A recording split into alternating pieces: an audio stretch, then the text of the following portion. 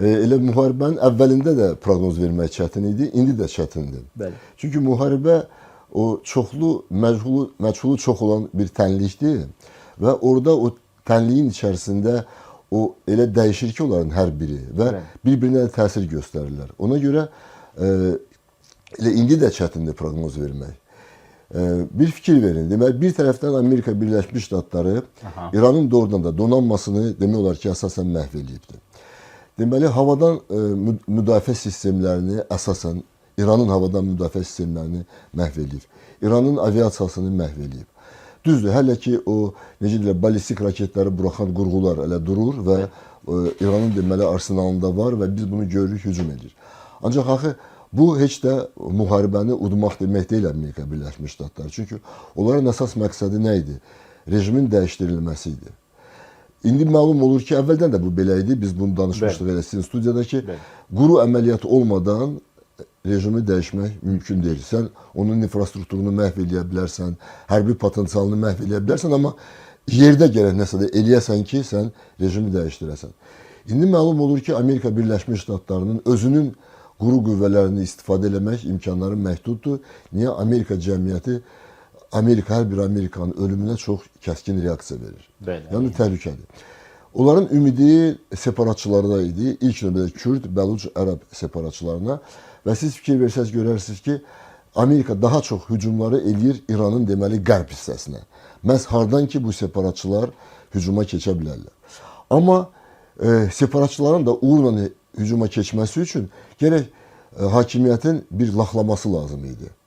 Amma hakimiyyətin laxlamasını biz görmədik İranda. Bunun zənnimcə iki səbəbi var.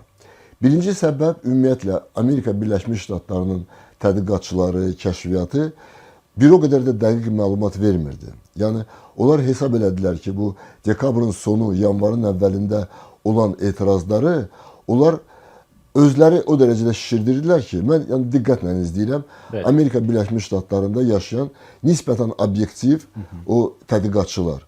Yəni, İran dedi ki, bizdə təxminən 3000-4000 insan öldürülübdür bu yanvar ayı ərzində. Amerika Birləşmiş Ştatlarının qərbin mətbuatı deyir ki, 30.000 və bəlkə daha çox. Müstəqil tədqiqatçılar deyirlər ki, çox güman ki, ölənlərin sayı 2 dəfə çoxdur. Yəni, İran dediyindən 3000-dən, 4000-dən, yəni 7000, bəlkə 8000 bu qədərdir. Yəni, qərb mətbuatı çox vaxt belə bir şey baş verir, fenomendir. Özləri uydurduğu məlumata başlayır, özləri də buna inanmağa. Meyillilik çünki var. Bu bir. İkinci, Amerika Birləşmiş Ştatları zənnimcə bir məqsədi də o idi ki, bu müharibəni rejimə qarşı müharibə kimi təqdim eləsin. Amma nəticədə artıq mən deyərdim ki, nəinki İranın özündə, İrandan kənarda da bir çox deməli insanlar bunu İrana qarşı müharibə kimi qəbul edirlər.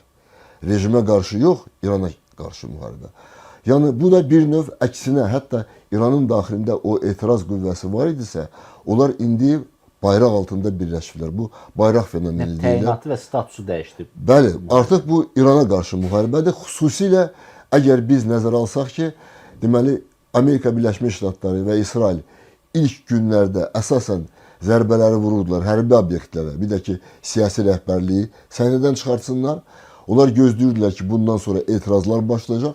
Etirazlar başlamayanda onlar başladılar İranın infrastrukturuna zərbə vurmaq. İnfrastruktur da insanların həyatıdır.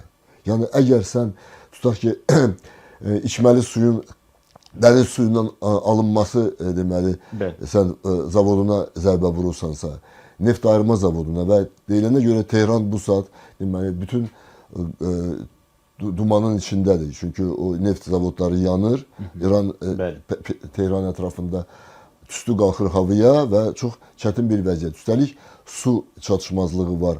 Bu hamısı, deməli, İranın daxilində İrana qarşı müharibə kimi qəbul olunur. Artıq rejimə qarşı rejim dəyişdirilməsi deyil.